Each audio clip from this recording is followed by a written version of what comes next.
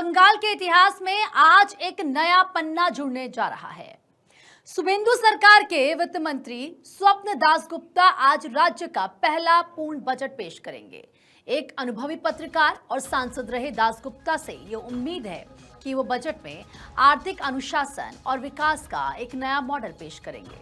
अब तक की सरकारें केंद्र पर अनदेखी का आरोप लगाती रही हैं, लेकिन अब राज्य में डबल इंजन की सरकार है और इसीलिए समाज के हर तबके की निगाहें इस बात पर टिकी है कि क्या ये बजट पुराने ढर्रे को बदलकर एक नई शुरुआत कर पाएगा। दरअसल पश्चिम बंगाल लंबे समय से कई आर्थिक चुनौतियों से जूझ रहा है। बेरोजगारी, बुनियादी ढांचे की कमी, धीमी कनेक्टिविटी और बढ़ते कर्ज का बोझ राज्य के लिए बड़ी चिंताएं रही हैं। कृषि क्षेत्र में आधुनिक सिंचाई सुविधाओं की कमी है, तो वहीं मैन्युफैक्चरिंग सेक्टर बड़े निवेश के इंतजार में है। आम जनता महंगाई से परेशान है और रोजगार के बेहतर अवसरों की उम्मीद कर रही है। ऐसे में माना जा रहा है कि सरकार कीमतों को काबू में करने के लिए सब्सिडी या विशेष कल्याणकारी योजनाओं का ऐलान कर सकती है। इसके अलावा ग्रामीण इलाकों में स्वास्थ्य और शिक्षा व्यवस्था को सुधारना भी सरकार के सामने एक बहुत बड़ा चैलेंज है। सिर्फ आम आदमी ही नहीं, बल्कि कारोबारी और उद्योगपति भी इस बजट से बड़ी आस लगाए बैठे हैं। व्यापारियों की मांग है कि टैक्स सिस्टम को आसान बनाया जाए और लाल फीताशाही को खत्म किया जाए, तो वहीं बड़े निवेशक एक पारदर्शी जमीन अधिग्रहण नीति और प्रतिस्पर्धी बिजली दरों की उम्मीद कर रहे हैं। प्रधानमंत्री नरेंद्र मोदी ने भी हमेशा इस बात पर जोर दिया है कि भारत को विकसित बनाने के लिए बिहार और उड़ीसा के साथ साथ बंगाल का मजबूत होना बेहद जरूरी है।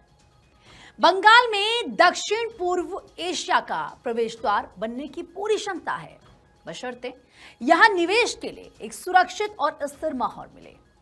ममता बनर्जी की तृणमूल कांग्रेस को सत्ता से हटाने के बाद शुभेंदु अधिकारी प्रशासन के लिए यह बजट अपनी प्रशासनिक क्षमता साबित करने का सबसे बड़ा मौका है। दुनिया इस बजट को सिर्फ आंकड़ों के चश्मे से नहीं, बल्कि सरकार की नीयत के तौर पर देखेगी। देखना दिलचस्प होगा कि सरकार कर्ज के संकट से कैसे निपटती है और बुनियादी ढांचे के विकास व जन कल्याणकारी योजनाओं के बीच कैसे बैलेंस बनाती है। इसके लिए हमारे सहयोगी हमारे साथ जुड़ेंगे, उनसे हम बात करेंगे, क्योंकि ये बजट बहुत अहम है, ये दिन आज का बहुत अहम है। और इस वक्त धनंजय मंडल हमारे सहयोगी जुड़ चुके हैं हमारे साथ। अब धनंजय, क्योंकि ये जो बजट पेश किया जाएगा, ये बजट बताएगा कि आखिर क्या सरकार की नीयत है, क्या विजन है, और आखिर सरकार ना सिर्फ आम जनता, कारोबारी या हर सेक्टर की हम बात कर ले, उनके लिए क्या कुछ और कैसे राहत लाने वाली है। प्रीति, देखिए, सोनार बांग्ला, आपको याद होगा जब चुनाव अभियान चल रहा था, बीजेपी ने जो चुनाव जीता सोनार बांग्ला के नाम से जीता है। तो बंगाल का जो बजट है, सोनार बांग्ला को कैसे बनाया जाए उसको लेकर बजट पेश किया जाएगा। 11:30 बजे कैबिनेट का बैठक है, कैबिनेट का बैठक विधानसभा होगा। उसके बाद 12 बजे स्वपन दासगुप्ता जो फाइनेंस मिनिस्टर है बंगाल के, वो पेश करेंगे बजट। वो बजट में सबसे बड़ी बात है, देखिए, 49,000 करोड़ का सिर्फ कर्ज का जो ब्याज होता है वो पे करती है बंगाल सरकार, उनको कैसे कम किया जाए। बंगाल के ऊपर 7.1 लाख करोड़ रुपए का कर्ज है, ये चीज कम करने की दिमाग में लगाया जाएगा, क्योंकि स्वपन दासगुप्ता पत्रकार रह चुके हैं, सांसद हैं, अब वित्त मंत्री बने हैं। तो वित्त मंत्री हैं, उनके अंदर में अब ये सबसे बड़ी बात है। जो दक्षिण बंगाल है, दक्षिण बंगाल में जो विशेष बजट की जो मांग है उसको कैसे देखते हैं। दार्जिलिंग जो इलाका है, आपको याद होगा जब दार्जिलिंग में आपको जो बंगाल में जो चाय बागान का था, पूरे जोर शोर से चुनावी बजट में चला था। चाय बागान को कैसे उसको विकसित किया जाए, कैसे इंडस्ट्री लाया जाए, चाय बागान में जो लोग काम करते हैं, जो किसान हैं, मजदूर हैं, उनको कैसे मेन पैमाने पर जोड़ा जाए। किसानों के लिए सबसे बड़ी दिक्कत है, देखिए, बंगाल की अगर बात की जाए, धान की खेती 2 बार होती है साल में, आलू की खेती होती है, लेकिन बंगाल में किसानों को उचित मुआवजा या जो अगर खराब हो जाती तो वो नहीं मिल पाती। बंगाल में किसानों को कैसे लाभ पहुंचाया जाए। 2011 का समय था जब टाटा नैनो वहाँ से खदेड़ दिया गया था, ममता बनर्जी सरकार ने वहाँ से उसको हटाने पर मजबूर कर दिया था। अब बंगाल की जो सरकार है, बंगाल के साथ इंडस्ट्री लाने की सोच रही है। इंडस्ट्री कैसे लाया जाए, क्योंकि बंगाल की जो युवा जनता थी, उन्होंने रोजगार के पैमाने पे वोट दिया था। तो युवाओं को गवर्नमेंट नौकरी कैसे प्रोवाइड किया जाए, इंडस्ट्रीज कैसे लाया जाए, लोगों को रोजगार कैसे जोड़ा जाए, पलायन को कैसे रोका जाए, स्वपन दास गुप्ता के बजट में ये देखने की वाली बात होगी। दूसरी बात अगर की जाए तो इंडस्ट्री जिस तरह पैमाने पे होना चाहिए बंगाल में, चाहे पोर्ट, वहाँ पे बंदरगाह है, बंदरगाह को विकास नहीं किया गया, चाय की खेती को विकास नहीं किया गया, कलकत्ता शहर को जिस तरह से विकास करना चाहिए विकास नहीं किया गया, जो केंद्र सरकार की जो योजना है उसको इम्प्लीमेंट बंगाल सरकार ने 15 साल में नहीं किया, तो उसको इम्प्लीमेंट करवाने की जोर दिया जाएगा। बजट में सबसे बड़ी बात है एमएसएमई जो सेक्टर है, एमएस लघु उद्योग सेक्टर, यानी जो लघु व्यापार है, जो ग्रामीण क्षेत्रों में जो लोगों को रोजगार देते हैं उसको कैसे डेवलप किया जाए, उसको कर्ज देके कैसे आगे बढ़ाया जाए ताकि लोगों को जोड़ के एमएसएमई में रोजगार दिया जा सके, उस पर फोकस होगा।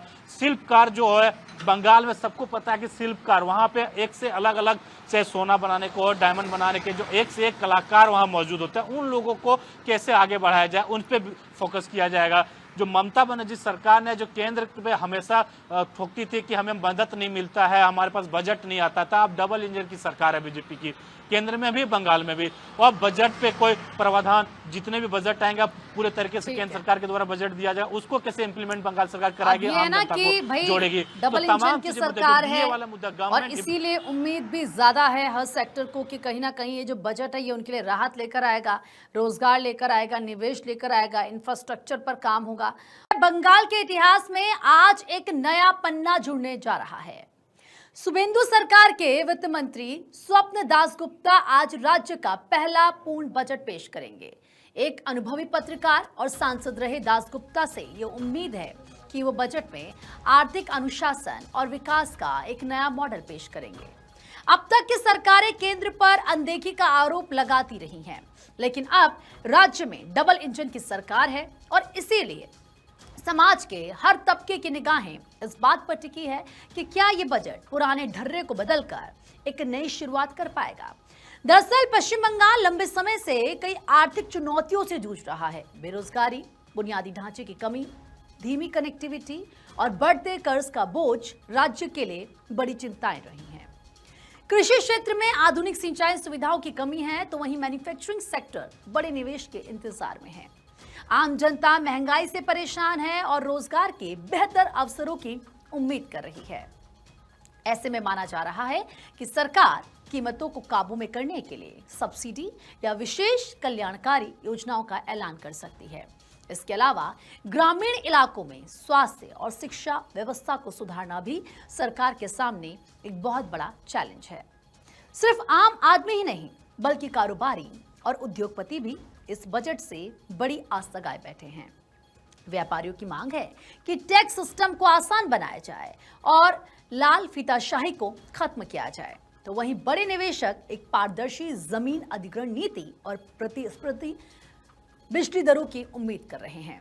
प्रधानमंत्री नरेंद्र मोदी ने भी हमेशा इस बात पर जोर दिया है कि भारत को विकसित बनाने के लिए बिहार और उड़ीसा के साथ साथ बंगाल का मजबूत होना बेहद जरूरी है।